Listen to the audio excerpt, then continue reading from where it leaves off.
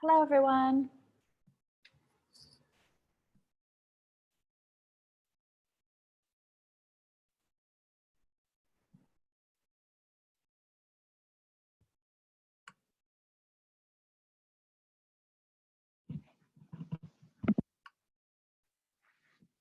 Hi, Jamie.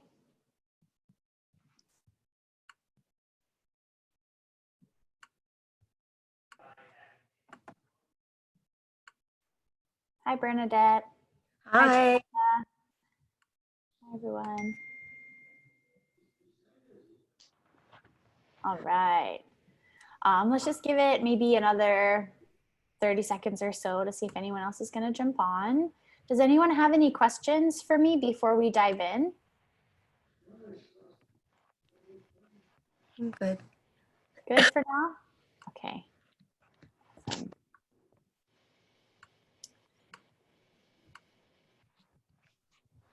Melissa, are you there and able to hear me?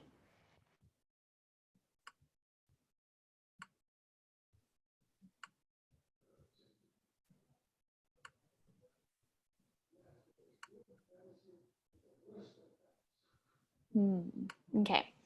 Let me know, Melissa. It says that you're on my side of things. It says that you're trying to connect to audio. So just let me know if you can't hear me. You can always use the chat icon.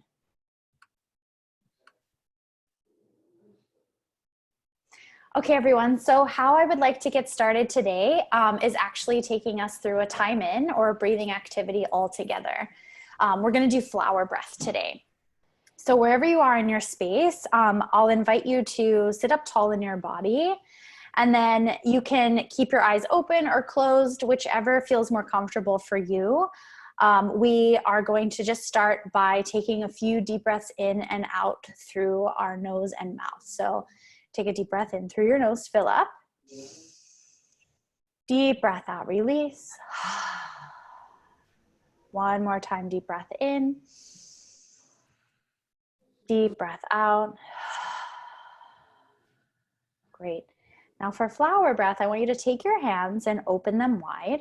You're going to connect the base of your palms, your pinkies, and your thumbs. So we're making the shape of a flower. Lovely. Wonderful. And then you're going to reach your face just kind of slightly in towards your hands. Imagine that you're breathing in the beautiful scent of maybe your favorite flower. Take a deep breath in. Deep breath out. On the next one, I want you to inhale, bring your shoulders up towards your ears, really smell your flower, and then exhale. Great. Awesome. That's flower breath, everybody. Flower breath is a really great breathing exercise to use after humming breath, if you have had a chance to see that one yet or check it out in your manual. So humming breath asks your students to hum, and as you can imagine, when working with elementary kids, there's a high chance that they won't want to stop humming or that it'll become like some other big chorus of hums together. So a fun way to sort of finish that off is to add flower breath. And that kind of changes it up and has them reshift and refocus. All right, so this week was all dedicated to children's anatomy and physiology. All of the different sort of parts of the body were discussed, as well as the different systems that function within the body. Oh, good, Melissa, you're on now. Good to see you. I couldn't see you before. Yeah, so just one more time real quick, does anyone have any questions about anything that was covered before I kind of do a review? Okay, great. So as always, feel free to interrupt. Let me know if you have a question as we move through. This is going to be a little bit more just face to face this time. I may ask you a couple of questions along the way. If you do have your teacher's guide with you, you can follow along. I'm going to be starting off on page 28 in your teacher's guide. So anatomy is the study of body structures and the relationship between the structures.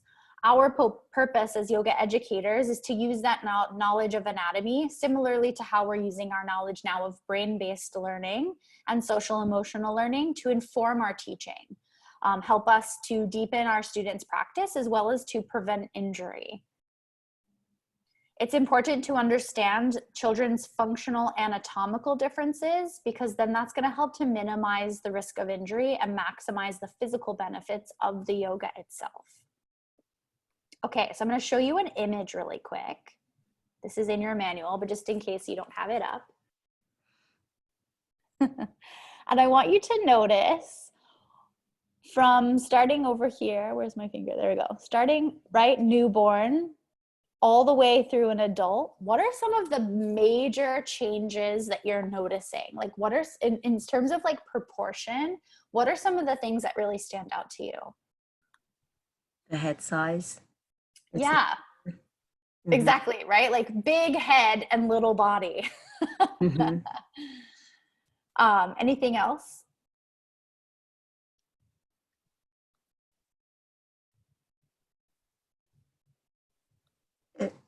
Oh, sorry, go ahead. As it looks like the limbs and the body start to become more aligned or more attuned, because it seems like the arms are longer or the body's longer, the limbs are shorter. Mm-hmm. So, right, like everything starts to stretch out, but like proportionately. So this is why, for example, when you work with preschool, we wouldn't have them do dolphin, right? Dolphin is an inversion where you come down onto your forearms, because likely for them to go down onto their forearms, they would have their entire face pressed into the ground, proportionately, right? Based on how the large size of their head, the smaller size of their body, and the fact that their limbs haven't sort of fully grown yet in proportion to their torso. So when we make these age recommendations for certain yoga poses, it's not necessarily to say like that every child of that age couldn't necessarily do it.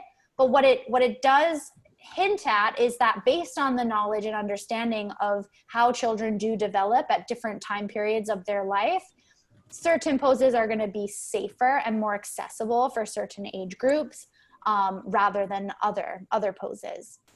So that's why, for example, dolphin isn't recommended until the older grades.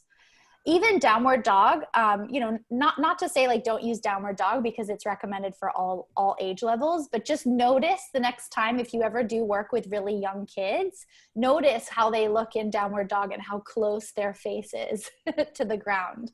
It's really interesting. Okay, great. So we're going to kind of talk on 6 different parts of the body in terms of anatomy, and I'm going to highlight just the most important pieces that I want you to take away as well as give some examples as much as I can. So we're going to start with the head and the neck. So seeing now that the head and the neck are larger in proportion to the rest of the body, the other thing we have to take into consideration is that their neck strength is relatively weak.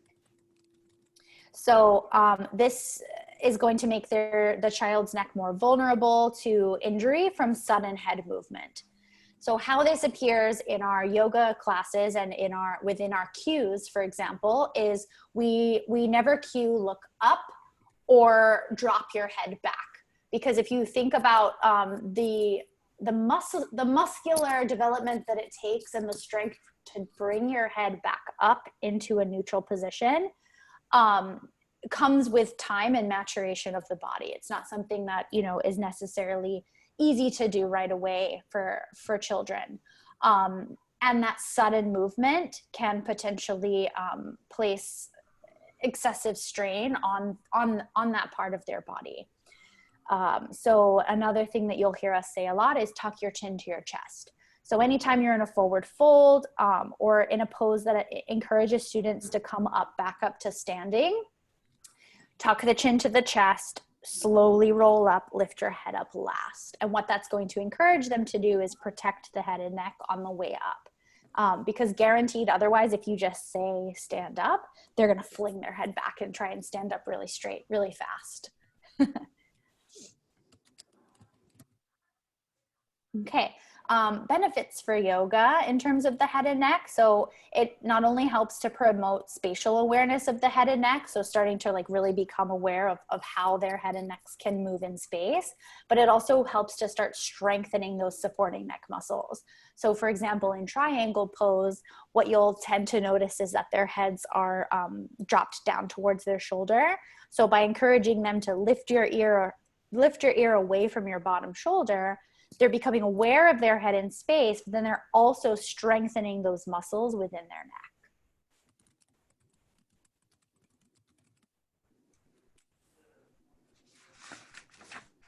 Okay, any questions on the head and neck? Good, perfect, awesome. And just as a reminder, like I'm really skimming over this material because you've already gotten it on the online module and it's in your manual, so I don't want it to be too much of a review. But if this is new information and you haven't taken the time to go through that yet, please know that there is a lot more information for you if you're curious about this. Okay, great. So next we're going to move on to the spine.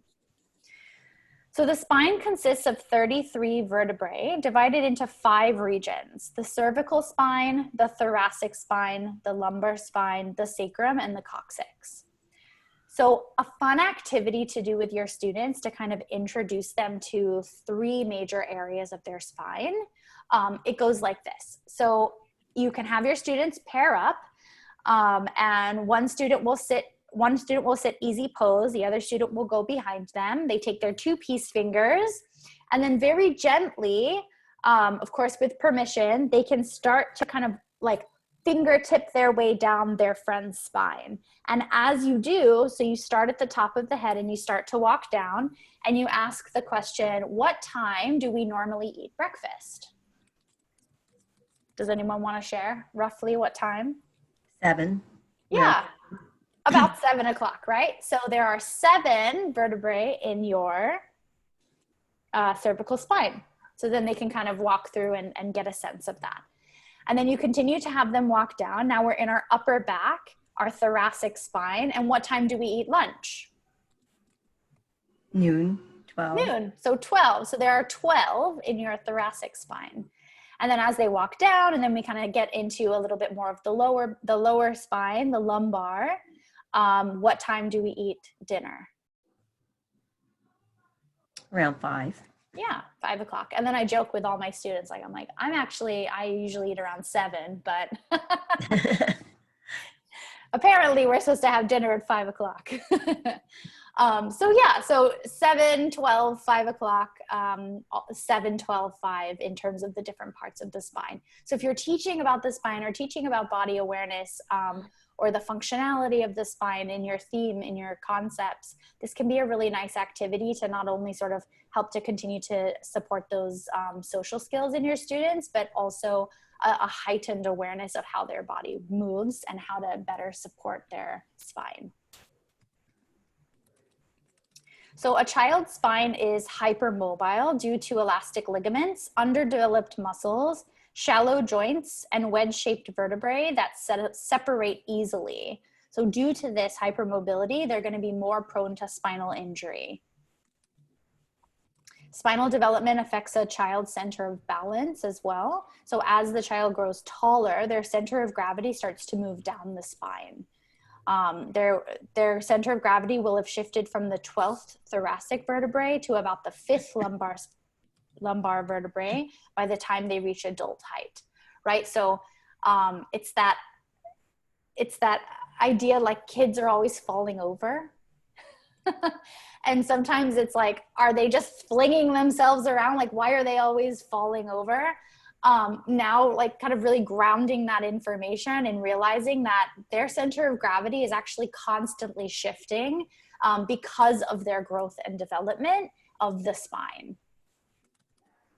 So something to consider next time you want to say, stop falling over.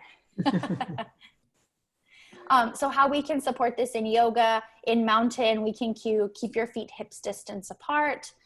In table pose, you can tuck your toes under. So we're sort of supporting that sense of balance, but also awareness of the spine.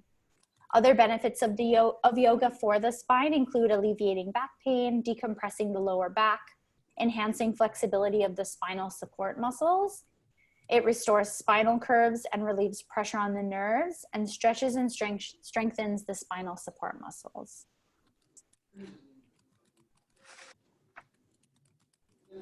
Okay, so next is the chest. So a child's thoracic or chest muscles are thin and ribs are soft and pliable.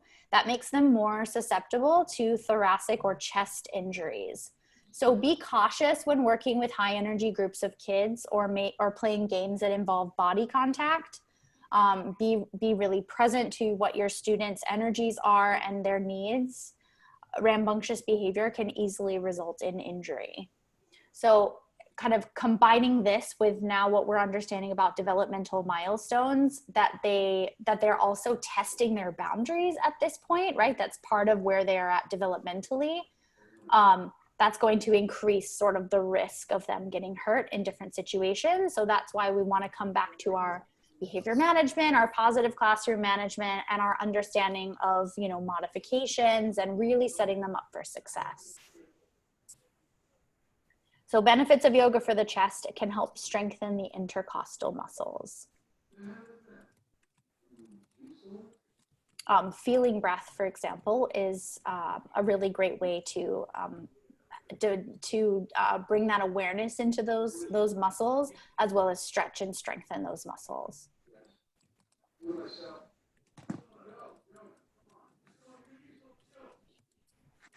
Everyone okay so far? No questions? Mm-hmm. Okay, let me know. So the next, we're going to move into the abdomen. Throughout childhood, a child's abdominal and thoracic circumference increase at different rates. Due to these rapid changes, their center of balance is in a constant flux. Equilibrium may be very challenging, and it might be difficult to maintain balance, even simply while standing, right? So this kind of goes hand in hand what we were talking about with the spine. So really give ample modifications to promote better balance. For example, in tree pose. So I really am a big advocate for teaching tree pose modified for a while, for lots of reasons, but definitely initially for this idea that, they may struggle with balance, and we want them to feel confident and successful in being able to achieve the pose. And what we also know about kids of this age is that if you demonstrate something, they're going to try and copy you. So if I can do tree pose as a personal, yogi with my foot to my inner thigh, regardless, when I walk into a classroom and I work with children, I'm always demonstrating it with my foot in a kickstand.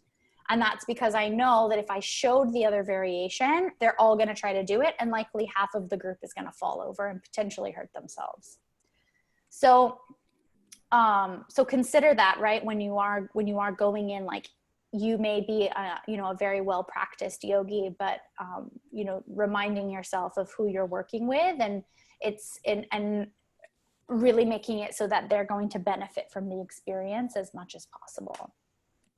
Sometimes what I'll do is, because yoga is becoming much more familiar for a lot of students, and they'll be like, my mom does yoga, or my auntie does yoga. And so, like, as soon as they hear tree pose, they're like, oh, this one?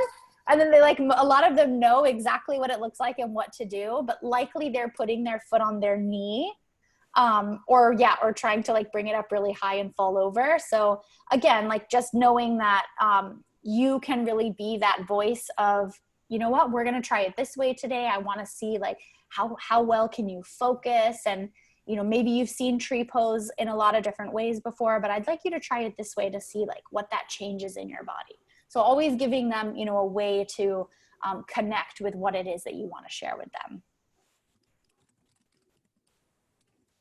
Okay, the limbs. So growth plates are areas of growing tissue near the ends of long bones. Each bone has at least 2 growth plates at each end. As children grow, the growth plates slowly separate the bones as the bones grow larger. When the growth is complete, they stop growing and are permanently replaced by bone. Large bones are the major bones of the limbs. They are longer than they are wide and are responsible for our height. As their lower limbs increase in length, their lower limbs increase more rapidly than their upper limbs. Growth plate injuries can occur in children and adolescents. Serious injury from a fall or blow to the limb can result in growth plate fractures. And something interesting is girls' bones mature earlier than boys, so growth plate fractures are twice as common in boys. Benefits of yoga for the limbs: enhances flexibility of the limb muscles and stretches and strengthens the limb muscles. So my story for this one, I was teaching a summer program and we would do yoga every day as like a brain break, basically, from our reading and math. And I noticed I had this one student that whenever we would get to any kind of balancing pose, would just immediately fall on the floor and just crack up and just think it was the most hilarious thing ever. This was a second grader. And, you know, at first, of course, I tried to utilize my teaching tools and my behavior management. And, you know, eventually I started thinking to myself, like, you know, this child could potentially hurt himself and potentially those around him, like if he keeps falling into them. So I decided to teach them about their body and about this idea of a growth plate and like what that is. So, you know, in a way, of course, I had to like really modify the language, but basically what I did was I sat them all down, because this was sort of in the middle of our yoga class. And I was like, okay, I need to share something with us all. Let's go ahead and take a seat. We're going to take a breath. I got them, you know, resettled, refocused. And I was like, I want you to tell me something. What do you think, how do you think your bones look like? If you had to show me with your arm, like, how do you think your bone looks like? And they're all like, oh, like really strong bones. And I was like, okay, great. Now, what if I told you your bones are a little bit more like this?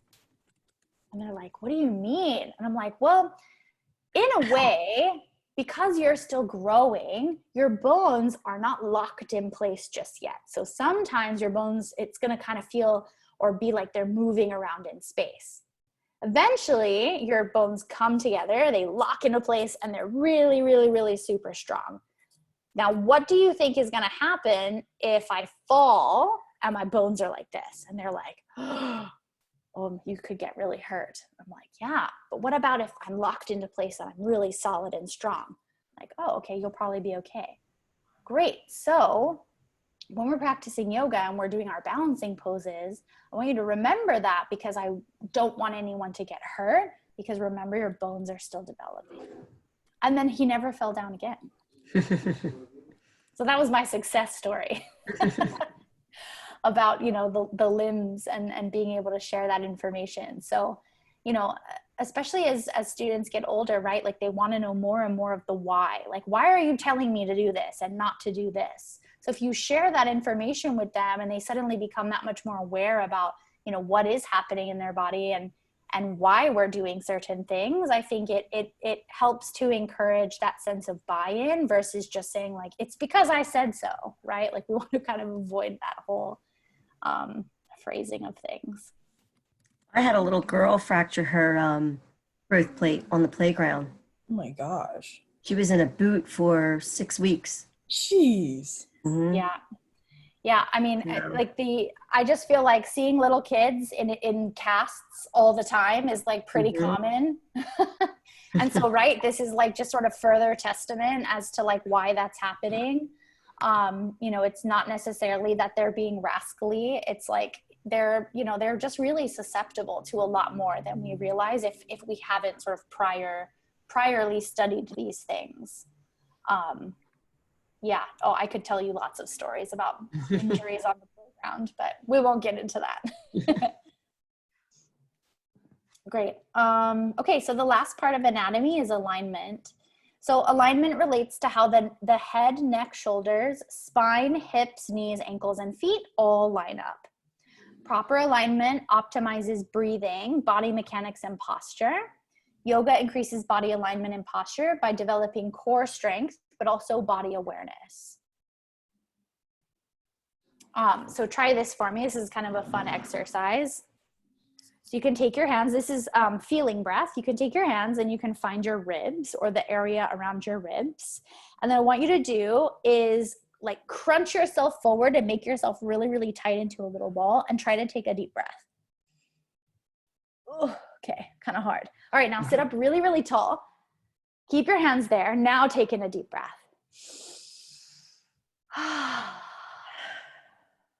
Okay, so which was easier to take a deep breath? The first way or the second way?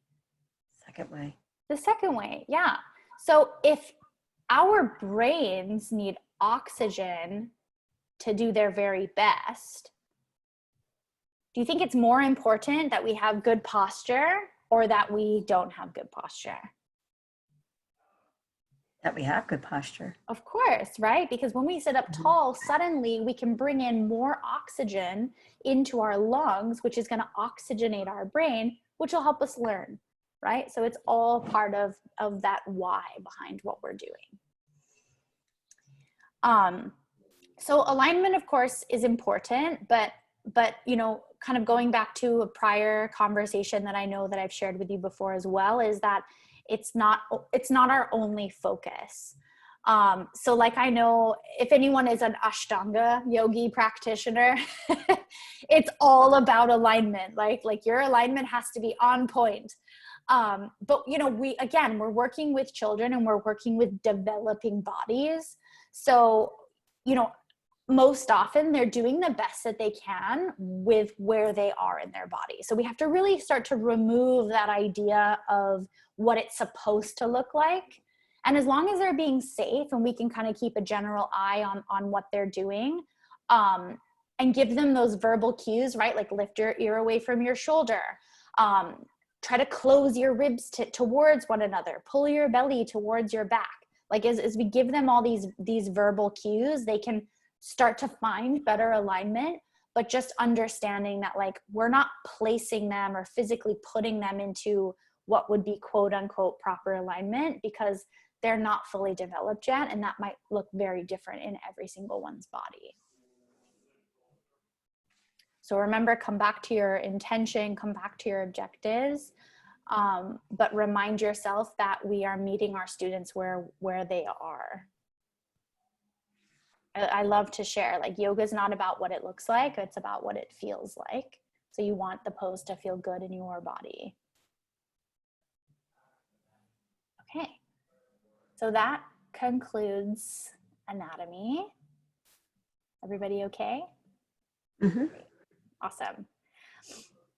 Okay, let's do a yoga break and then we'll go into physiology.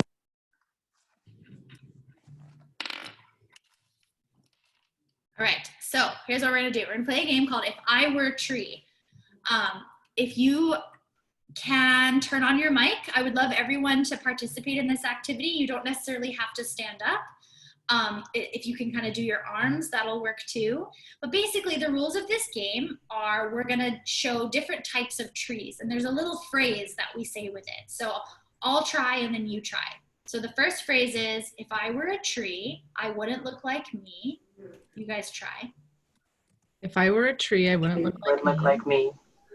I'd look like this. And then I'm going to show you what my tree pose is going to look like. And then you're all going to copy me. Cool? Got it? Okay, I'm going to stand up so you can see my full tree. If anyone wants to join me, you're more than welcome. Okay, so I'm going to start in mountain pose. If I were a tree, I wouldn't look like me. I'd look like this. Everyone try. Awesome. Yeah, that's great. And then we can come back to neutral. Okay, Teresa, can you give it a go for us? Sure. If I were a tree, I wouldn't look like me.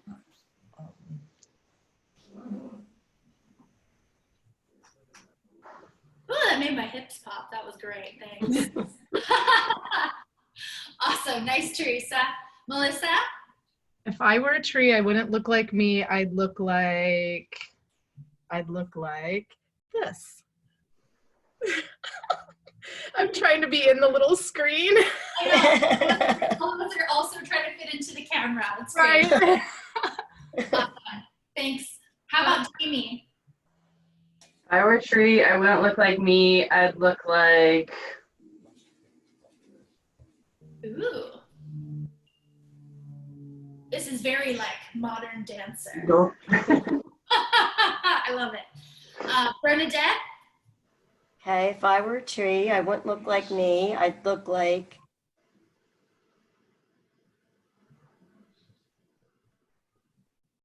Awesome. Yay. Okay. Thanks, everybody. Thanks for playing.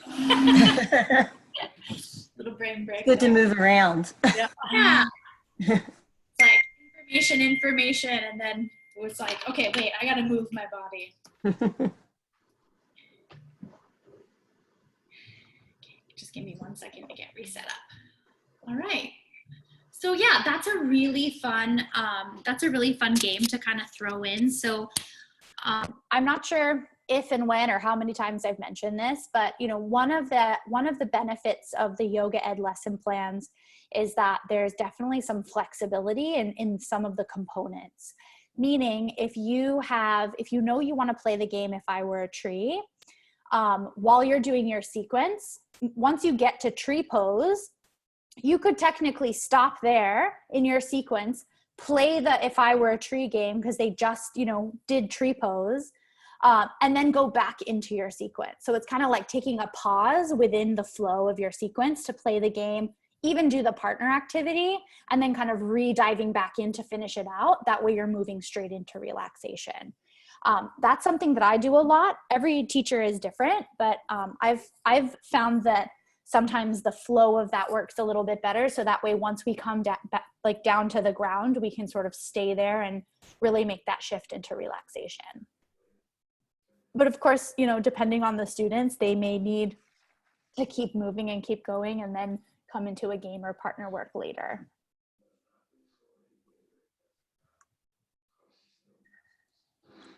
Okay, awesome. So physiology, here we go. Next chunk. So physiology is the study of body function. Understanding exercise physiology for children allows us to understand the impact of physical activity on both growth and development. So we're going to start with the musculoskeletal system, which is actually comprised of the muscular and skeletal system. This is responsible for movement, posture, stability, and support. So the skeletal system, does anyone know how many bones we are born with versus how many we end up with? Well, I think we end up with 206. Yeah, Okay. 206. Does anyone know how many we have at birth? Without reading your manual. I see you all quickly looking through your Oh, pages. hi. Over 270 at birth. Yeah, over 270. So now, like, so thinking about what we just covered in anatomy, why does it suddenly seem like we're losing bones? Is that the case? Things are joining to get like the growth plate and the longer bones are joining. Yep, exactly. So that's exactly right. So all those little bones are kind of coming together in certain places to form longer bones. Yes. So growth plates and fontanelles, I think that's how you say that, or soft spots in the skull. Oh, good. Thank you. Are two key differences between a child's body and an adult body. So at birth, the human skull is comprised of multiple bones.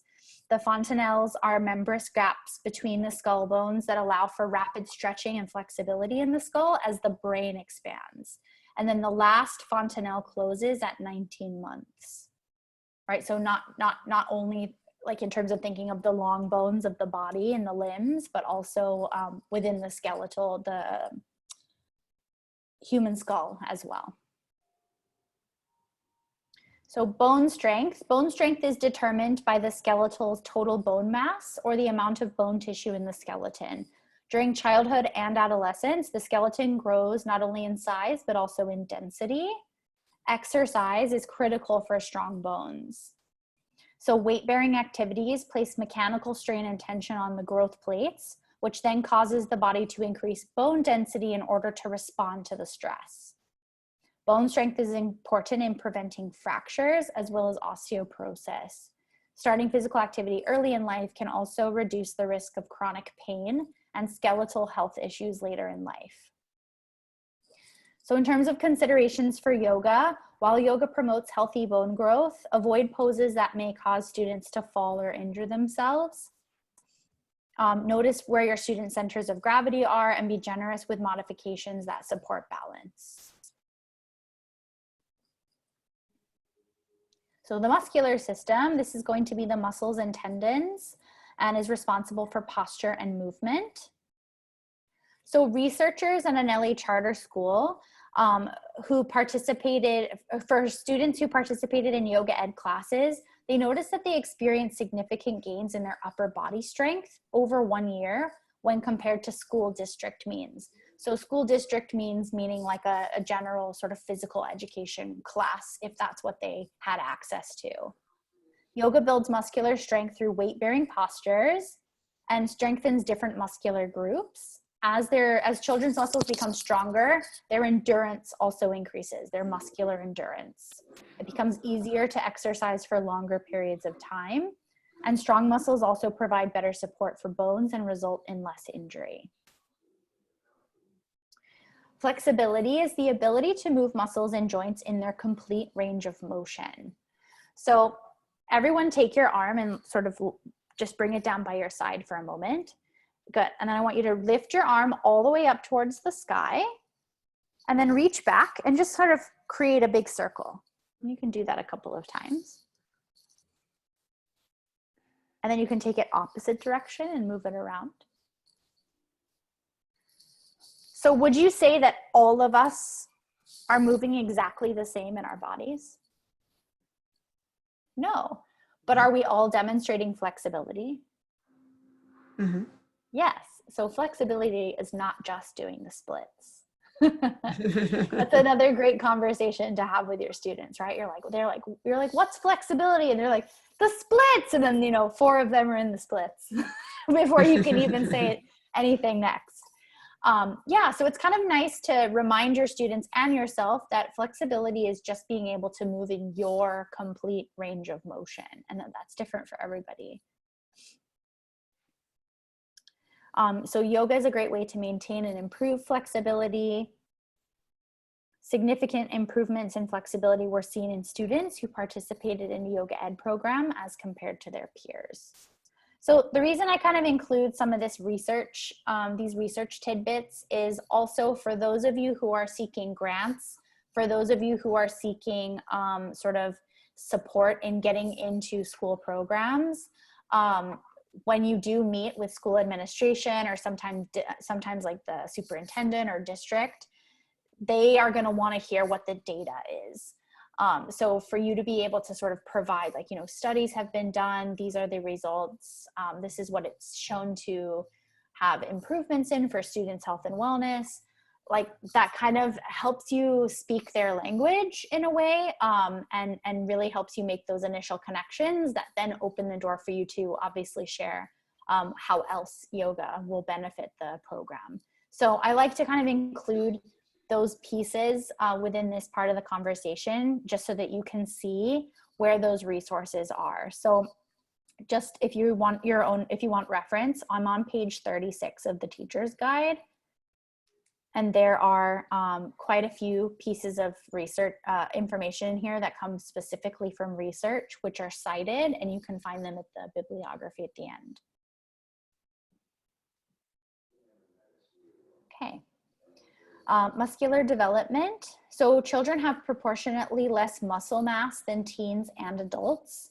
So during exercise, their muscles are less aerobically efficient because they're using more fat than glucose as fuel.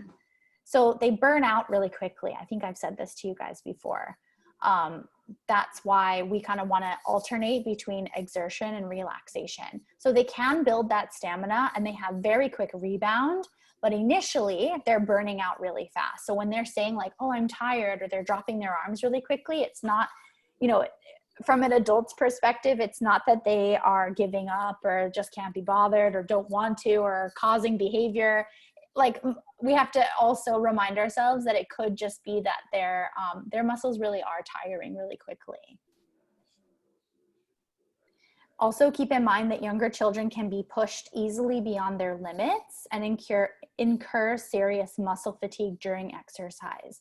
So especially when they're having fun and playing, sometimes, because they don't necessarily have that self-awareness that we have, they will push themselves beyond their limits. So you also want to make sure that you are teaching them, the difference between pain and a stretch, or knowing when to kind of, take a rest.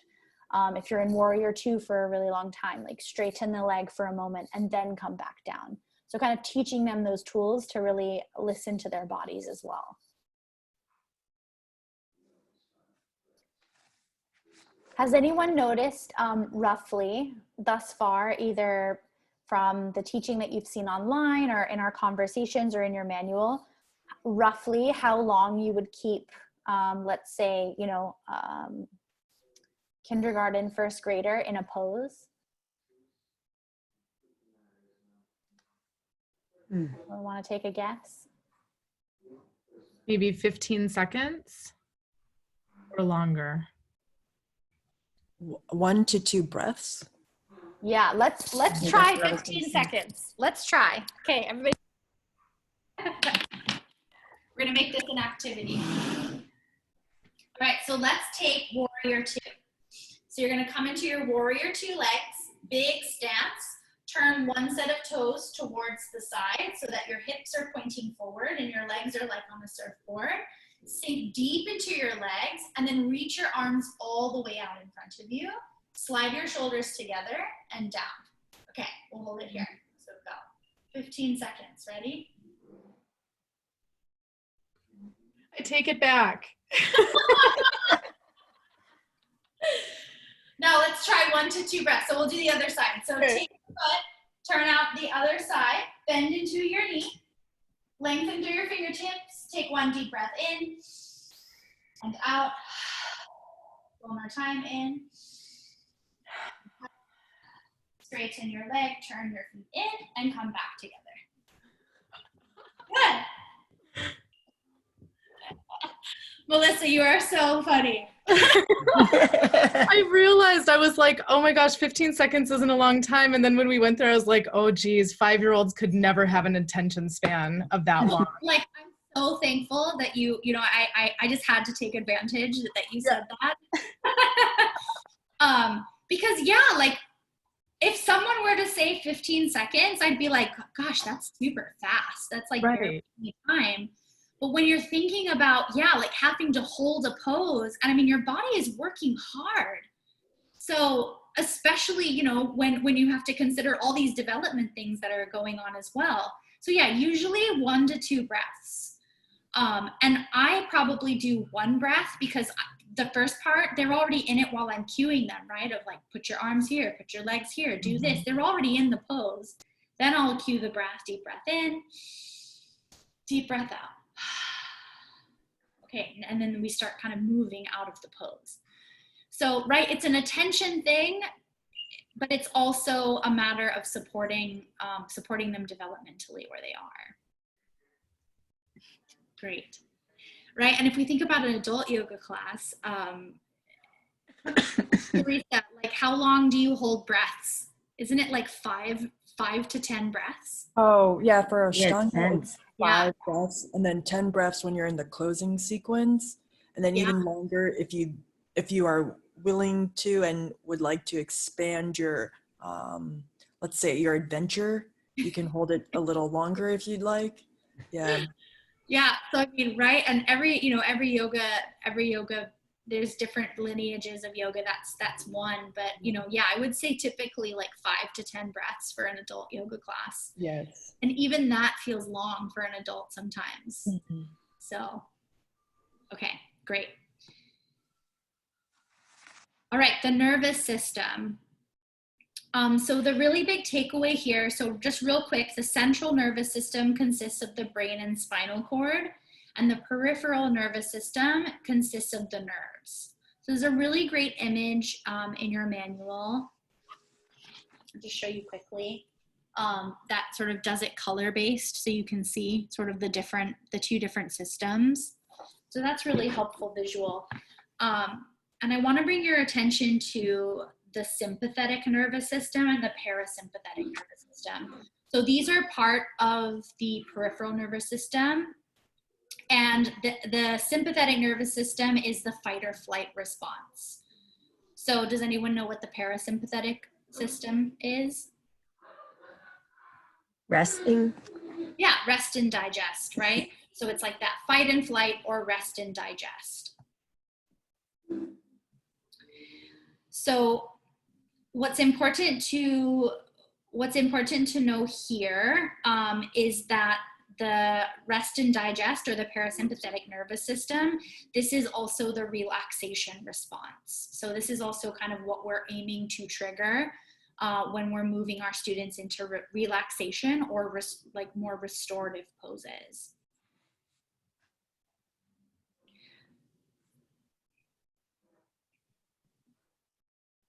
Something to kind of note as well, if you think about it. So generally speaking, students are in a higher state of fight and flight for a lot longer throughout their days, right? Because it's like, I have to go from home to school, to class, to lunch break, to recess, back to class. Like they're kind of constantly on the go, go, go. And they're also getting like that sort of external environmental stimuli as well, of like keeping them in that very heightened state. And so they're not often given opportunities or times to trigger that relaxation response. But you know, what do we start to realize happens if we're in a constant state of fight and flight is that creates like a lot of stress on the body and the mind. And that's why ultimately we want to balance, right? We want to kind of balance out those systems. So chronic stress can contribute to more serious health conditions, such as diabetes, heart disease, and obesity. The relaxation response is a physical state of rest that mediates the effects of stress. The body's relaxation response includes decrease in heart rate, blood pressure, breathing, metabolism, and muscular tension.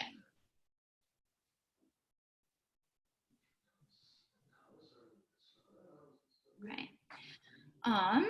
The other thing I want to bring your awareness to, so gross motor skills such as standing and walking develop earlier on, while fine motor skills such as drawing and writing develop later. As a child's nervous system matures, balance, coordination, and agility also start to improve. And then sleep. Sleep is important to consider as well. So sleep is vital to the repair of healthy development of the body and brain. Built up wastes and toxins are cleared from the brain during sleep time. Sleep enhances memory, learning, attention, and emotional regulation. And then I think this is a really fascinating, but did you know that naps count towards total sleep time? No, I didn't know that. Interesting, right? So children typically require about 8 to 10 hours of sleep a day, but it doesn't have to be in one session. Yoga can positively influence a child's ability to fall asleep and stay asleep. So it's improving sleep quality by tiring the body and mind, increasing overall relaxation, and equipping children with the relaxation tools to help them fall asleep.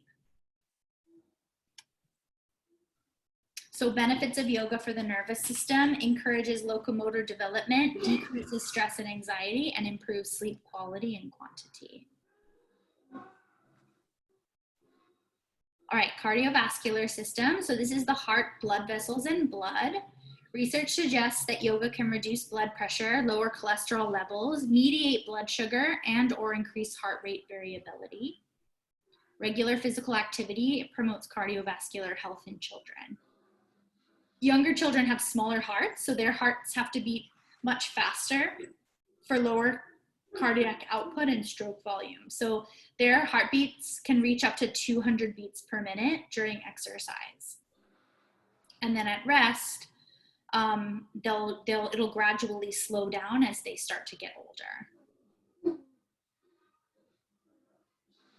Twisting poses can help promote blood flow to internal organs when the twist is released, and inverted poses encourage blood flow to move from the legs and pelvis back towards the heart. Respiratory system, so this is the airways, the lungs, and the linked blood vessels. And I just still cannot get over this little fact that's in here. So respiratory tissues fully mature by the time you're 8, but the lungs themselves do not stop growing. Isn't that just what? I find that if you don't study this and know this, I just feel like if that's such a visual, right? To imagine oh my gosh, the lungs never stop growing. So our lungs are actually growing now. Okay. So the number of alveoli continue to increase throughout childhood and adolescence. Children have more compliant lungs than adults due to thinner thoracic muscles, but there's also less dead space or unused volume in their lungs. So exercise increases breath rate. Any level of exercise, younger children have to breathe more to deliver oxygen to their muscles. Many children with asthma can experience symptoms during exercise. However, there are a number of built-in measures to the yoga lesson plan that helps to prevent symptoms of asthma or exercise-induced bronchoconstriction. So warm-ups before the yoga exercise can prevent chest tightening. Cool downs after the sequence can help slow the change of air temperature in the lungs. And in directing students to breathe through their noses and take brief rests when they need can help to mediate any symptoms before and after. But always modify to meet your students' needs. And if you do work with students that have asthma, just make sure you check in with either their primary teacher, or if you're the primary teacher, you probably already have access to their sort of medical needs and any kind of logistics that you have to be mindful of. So just something to be aware of.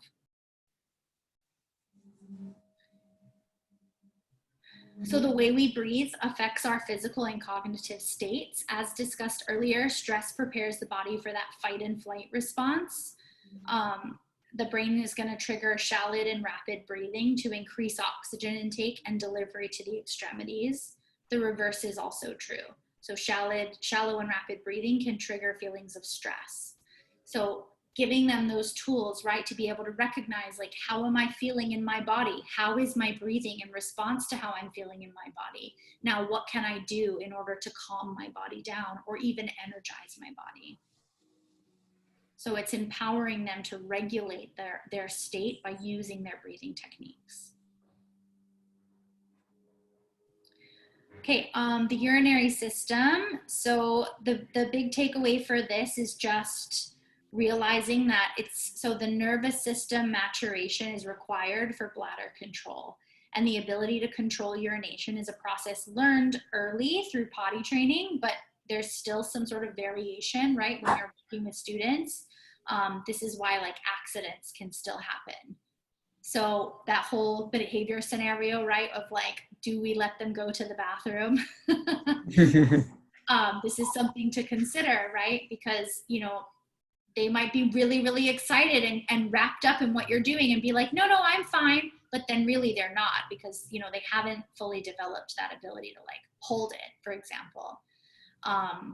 So yeah, just kind of keeping that in mind. Have children use the restroom before to avoid accidents. Also know that since a child's body holds a higher percentage of water, of body water, and has a larger surface area to mass ratio, they have higher metabolisms, which puts them at risk for dehydration. So you want to make sure they're drinking enough water, but then right on the other side, make sure they're also using the bathroom before. So kind of combining both of those things. Okay, almost there, you guys. Digestive system. So nutrients are essential for the essential building blocks for development and affect a lot of facets of a child's life, including motor skills, brain function, and appearance. Considering things like childhood obesity, which is attributable to the availability of energy-dense, nutrient-poor foods and lack of exercise. So knowing that physical activity is a means to combat childhood obesity. In order to maintain a healthy weight, children and adolescents should be participating in at least 60 minutes of moderate activity every day. So I know that when I was working at a school, they had PE only twice a week, and it was for 30 minutes. So obviously there's recess, but usually recess is sometimes anywhere from 10 minutes to maybe 30 minutes if you're on the sort of luckier side of things. So thinking of that, right? So like, according to research, you need 60 minutes of moderate physical activity every single day when we think about what they're actually receiving. But then we realize, you know, we have another opportunity, right, to come into school programs and work with them and give them to do more activity in their day. That's how we can further promote sort of their health and well-being. Yoga also increases self-awareness, so it helps children be more present to how their bodies feel throughout the day, and they can use their yoga tools to shift them into who and how they want to be, developing self-efficacy and competence. Okay.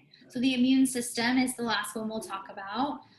There's actually 3 types of immunity: innate, active, and passive immunity.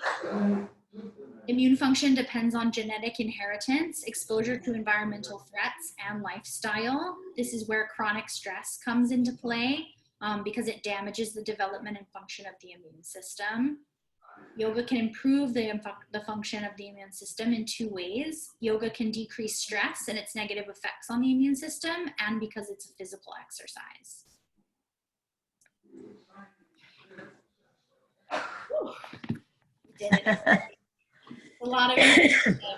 So thank you for kind of being patient as we moved through that. So, you know, just like the brain conversation last week, you know, this information is really just meant to give you sort of a broad overview of like, okay, I kind of understand the functionality of this system and, you know, what the differences are majorly between children versus adults, but also like how yoga can benefit those different parts of their physiology and anatomy. And then inform your teaching as far as, you know, why you're creating the lesson plans you're creating, how you're creating them, what it is that you're sharing with your students. So a lot of information, but still sort of a brief overview. If you have a background in this, you know, I mean, it goes a lot deeper. So does anyone have any questions? Good. Okay, awesome.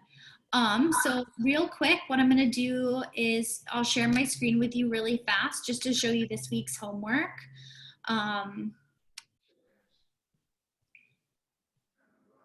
Give me 1 second, please. So there's 2 parts to this week's homework. There is the anatomy worksheet. So, and if you were, maybe you even had this out and you were working on it already, which would have been awesome.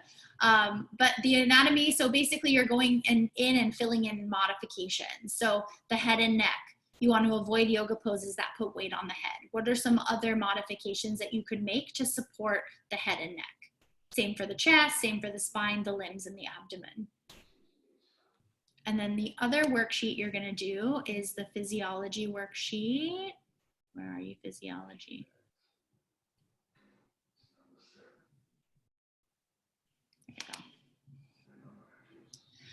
So physiology, so you're going to list 1 functional difference between children and adults, and then 1 benefit of yoga for each of the systems.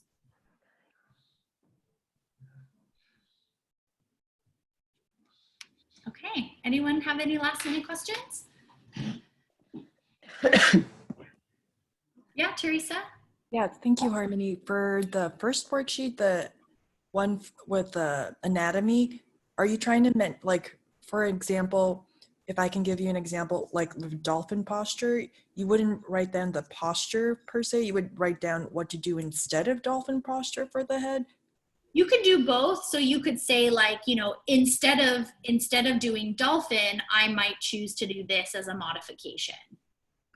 Oh, and then also mention what age groups you can do it versus what you can't do it, like a contraindication of the poses for the age group, and then a modification or an alternative, just to clarify for my future. Yeah, no. I would say like rather than focusing specifically on the ages, kind of take the information like generally based on what we covered today. Okay. So like, for example, like knowing that balance is something that is continually changing. Got So it. mountain pose, you can help them by keeping their feet hips distance apart, and that kind of spans all ages, right? Because like when your feet are really close together, like you don't have as much support, and the moment you step your feet out, it's like, oh, okay, I'm a little bit more grounded. Got it. Thank you. So as a suggestion, look at the poses and then see where the contraindications are in our children's manual to find them. So go back through the parts that we covered today, like go through the anatomy like section. Yeah. And a lot of it's in there. So like they'll say like, do this during this pose or do this during this pose. Or like for your own personal growth, like I think that would be a great idea, like kind of go and see some of the different poses and consider like, what might I do in this pose that would support children's head and neck, for example. Thank you. Yeah, no, of course. Really good question. I mean, ultimately you can kind of take it as like in depth or real basic as you want. But yeah, all the information are in those two sections that we covered today. Oh, the from the start of the musculature development till now, from the year. So all the way from under childhood development. Yes. It's with anatomy, and then it goes through all the different. So it'll do head and neck, then the spine, and it'll go through each of those sections and give you lots of examples. In the teacher's guide or the teacher's guide? Yeah. Thank you. Yeah. If you have any other questions, you can feel free to email me. Thank you. Okay. All right, you guys. I'll see you next week. Bye. Thank you. Have a good week. Thank you. You all as well. Bye.